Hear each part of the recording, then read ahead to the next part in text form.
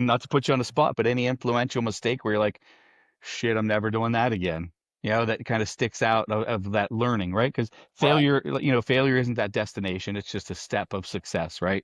So any of those that stick out to you along the way? Yeah, so as long as you learn from your failures, it's not really a failure, right? It's a Yeah. learning experience. It was I think it was Thomas Edison that said, I what was his quote as far as the light bulb? He didn't Yeah. fail 160 times. He just learned how to not make a light bulb successful 160 times. Yeah. And so it's kind of the same way with entrepreneurship, right?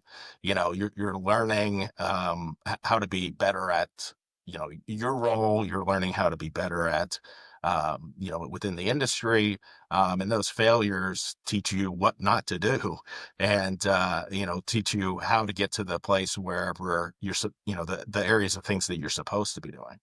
I would say one of the biggest things that I learned early on is, not to necessarily force growth quickly. I think early Yeah. on in your career, you want to, move ahead as quickly as possible, fast, fast, fast, let's grow, grow, grow. And sometimes that's not the best thing to do. Make sure that you've got all your ducks in a row before you really start pressing on with growth.